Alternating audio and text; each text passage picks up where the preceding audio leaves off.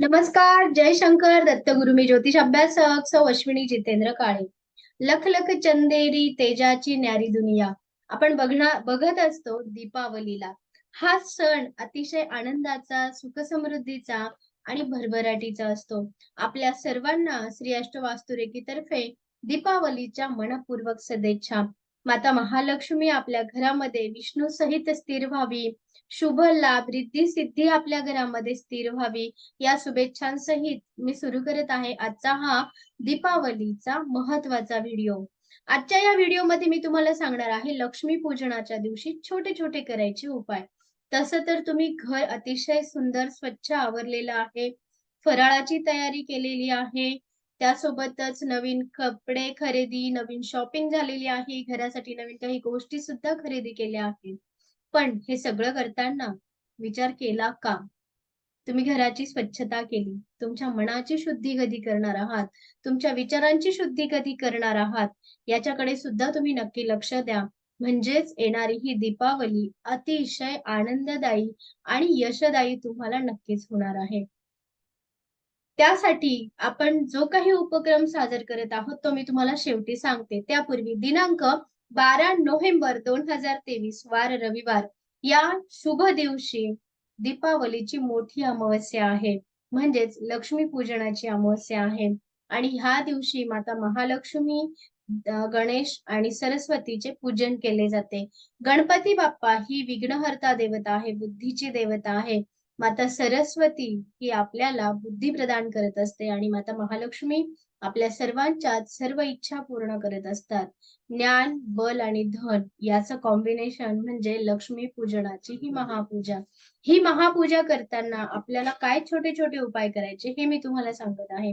सर्वप्रथम सकाळी उठल्यानंतर अंगाला छानसं उटणं आणि तेल लावायचं आहे आणि पाण्यामध्ये गुलाबजल टाकून स्नान करणं महत्वाचे राहील. स्नान झाल्यानंतर आपल्या तुलसी मातेला छोटासा मधाचा एक थेंब अर्पण करून जल अर्पण करायचं आहे. थोडक्यात मध मिश्रित जल आपण उद्या तुलसीला अर्पण करणार आहात. उद्या रविवार असला तरीही तुलसीला स्पर्श न करता आपल्याला हे जल अर्पण करायचं आहे. आणि शुद्ध धुपाचा दिवा हा शक्यतो पहाटे आपण तुळशीला लावला पाहिजे आणि आपल्या दाराच्या बाहेर सुद्धा आपण छानशा पंत्या लावल्या पाहिजे. नुसत्याच सायंकाळी नाही तर पहाटे सुद्धा. भाग्य लक्ष्मी येण्यासाठी आपण पहाटे उठून पहाटेच्या मुहूर्तावर आपल्या अंगणामध्ये दीप प्रज्वलित केले गेले पाहिजे.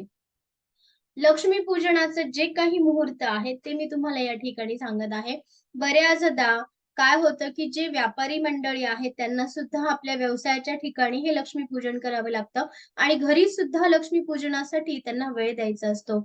मग अशा वेळेस तुम्ही दुपारचं जे काही मुहूर्त आहे त्या मुहूर्तावर तुम्ही दुकानामध्ये तुमच्या व्यवसायाच्या ठिकाणी पूजन केलं आणि सायंकाळच्या वेळेस तुम्ही तुमच्या घरी पूजन केलं तर ते जास्त महत्वाचे राहणार आहे. चला बघूया आपण ह्या लक्ष्मी पूजनाचं जे काही मुहूर्त आहे ते मुहूर्त काय येते. मुहूर्त आहे लक्ष्मी पूजनाचं सकाळी 9:31 ते 10:55. या मुहूर्तावर जर तुम्ही पूजा केली तर लाभ ह्या मुहूर्तावर तुमची पूजा होते. त्यानंतर सकाळी 10:55 ते 12:19 हे जे मुहूर्त आहे हे मुहूर्त अमृत मुहूर्त आहे. त्यानंतर दुपारचं मुहूर्त येतं 1:43 ते दुपारी 3:07 शुभ मुहूर्त. सायंकाळी 5:55 ते 7:31 हे आहे शुभ मुहूर्त आणि त्यानंतर 7:31 ते 9:07 हे आहे लक्ष्मी पूजनाचं अमृत मुहूर्त.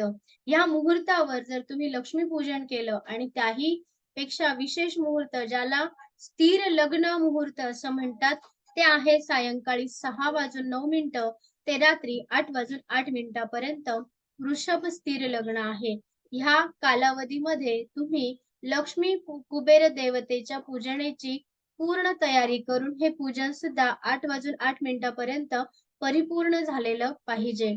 यासाठी हे मुहूर्त मी तुम्हाला इथे देत आहे की तुमच्या वेळेनुसार दिवसभरातून तुमच्या व्यापाराच्या ठिकाणी आणि घरच्या ठिकाणी योग्य पद्धतीने तुमच्याकडनं लक्ष्मीची पूजन होणं गरजेचं राहील. त्यासोबत लक्ष्मी पूजनाच्या दिवशी आपल्याला छोटे छोटे जे काही उपाय करायचे आहे ते मी तुम्हाला सांगते. या लक्ष्मी पूजनाच्या सायंकाळच्या दिवशी आपल्याला तुळशीला एक दिवा लावायचा आहे आपल्या घराच्या सेंटरला एक दिवा लावायचा आहे, म्हणजेच ब्रह्मस्थानामध्ये एक दिवा लावायचा आहे. आपल्या वास्तूच्या ईशान्य दिशेला एक दिवा लावायचा आहे. त्यानंतर आपल्या वास्तूमध्ये जिथे पाणी भरून ठेवलं जातं त्या ठिकाणी एक दिवा लावायचा आहे. त्यानंतर पाण्याचं ठिकाण म्हणजे तुमच्या घराजवळ नदी किंवा एखादी विहीर असेल त्या ठिकाणी सुद्धा तुम्ही एक दीप प्रज्वलित करू शकता. तुमच्या कचऱ्याच्या डब्याजवळ सुद्धा तुम्ही एक दिवा लावायचा आहे. पूर्वीच्या काळी कचरा टाकण्याचं जे ठिकाण होतं त्याला उकिरडा असं म्हटलं जायचं. उकिरड्यावर सुद्धा दीप प्रज्वलित केले जायचे.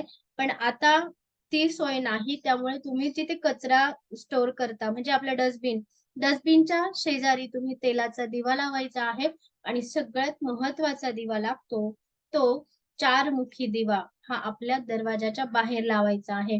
तेलाचाच लावा. शक्यतो मोहरीच्या तेलाचा दिवा लाभदायक ठरतो. पण काही घरामध्ये मोहरीचं तेल वापरायला जुनी पिढी परवानगी देत नाही, हरकत नाही. तुम्ही चमेलीचं तेल किंवा तिळाचं तेलही सुद्धा वापरू शकता. त्यानंतर सगळ्यात महत्वाचा अत्यंत आपल्या आयुष्याला कलाटणी देणारा असा उपाय या ठिकाणी मी तुम्हाला सांगते. लक्ष्मीपूजनाच्या सायंकाळी म्हणजेच 6 वाजल्यानंतर रात्री 8:30 ते 10:30च्या दरम्यान बेलाच्या वृक्षाखाली एक दिवा शुद्ध तुपाचा, पण त्याची वात जी आहे ही लाल रंगाची असावी. पूर्णतः लाल रंगाच्या वातीने शुद्ध तुपाचा दिवा हा बेलाच्या वृक्षाखाली आपल्याला प्रज्वलित करायचा आहे आणि त्याच्यामध्ये एक भीमसेनी कापूरचा अख्खा तुकडा टाकायचा आहे. नीट लक्षात घ्या, त्याच्यात जर तुम्ही भीमसेनी कापूरचा चुरा टाकाल तर ते पेट घेईल, ते जळून जाईल सगळं. परंतु आपल्याला भीमसेनी कापूरचा एक छोटासा तुकडा त्या दिव्यामध्ये टाकायचा आहे आणि असा दिवा बेलाच्या वृक्षाखाली लावून आपल्याला बेलवृक्षाजवळ उभं राहून ओम श्री बिल्व निलयाय नमः, ओम श्री बिल्व निलयाय नमः हा मंत्राचा अधिकाधिक जप करायचा आहे. एकच दिवा पण तुमच्या आयुष्याला नक्कीच बदलाव घेऊन येणारा असेल, नक्कीच आयुष्य बदलणारा ठरणारा असेल. ओम श्री बिल्व निलयाय नमः म्हणजेच बेलाच्या वृक्षाजवळ श्री माता महालक्ष्मीचा वास असतो.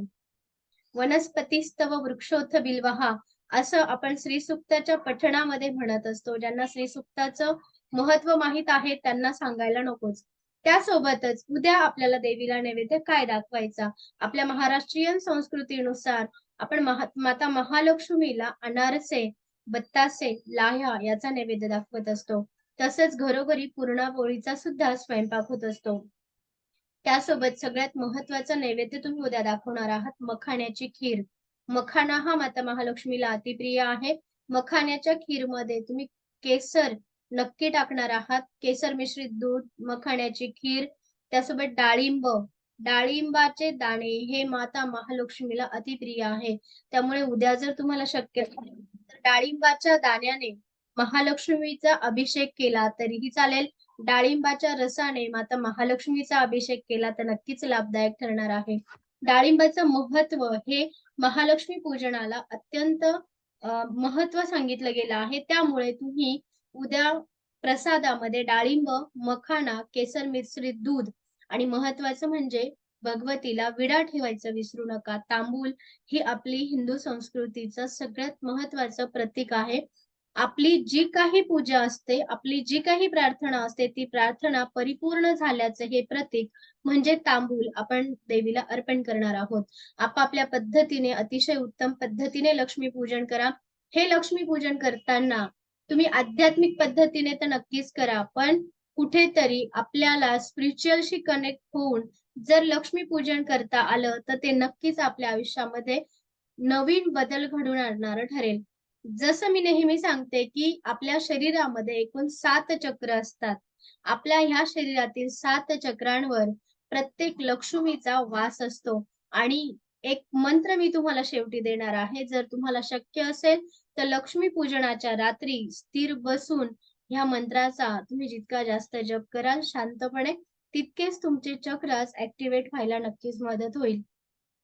आपल्या शरीरामध्ये जे 7 चक्र असतात त्यापैकी सगळ्यात पहिलं चक्र म्हणजे खालून वर हे आहे मूलाधार चक्र.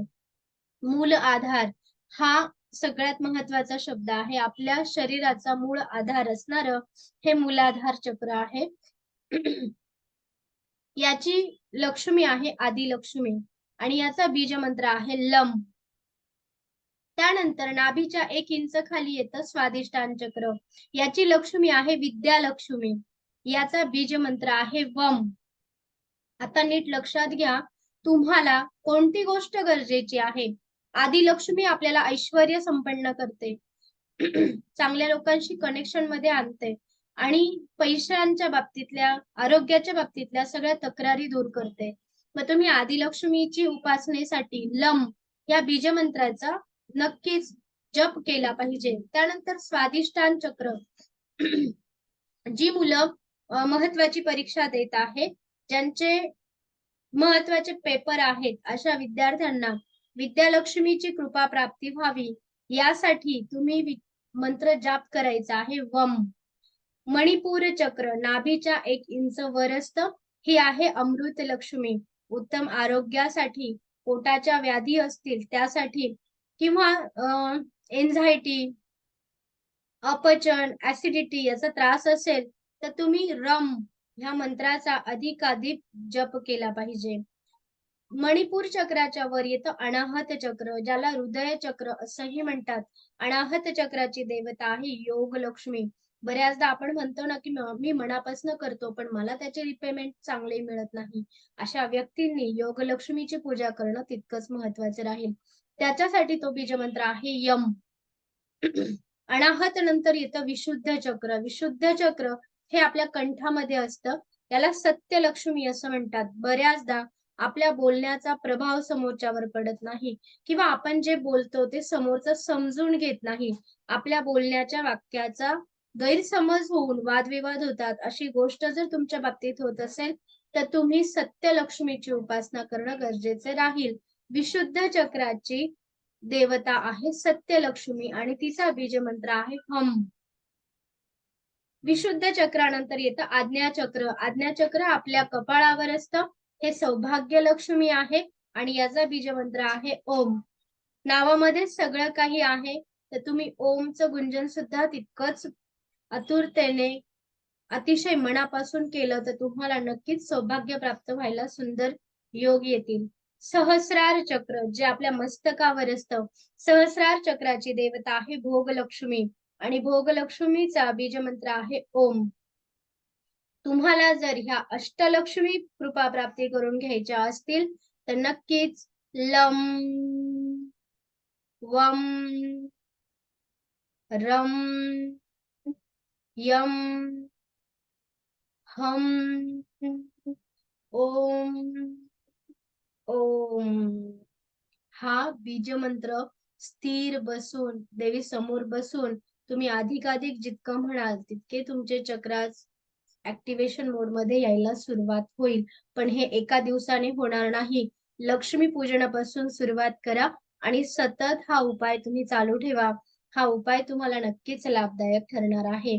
दीपावलीच्या या मंगल दिवशी आपण आपल्या वास्तूची दृष्ट काढावी, आपल्या वाहनाची पूजा करावी.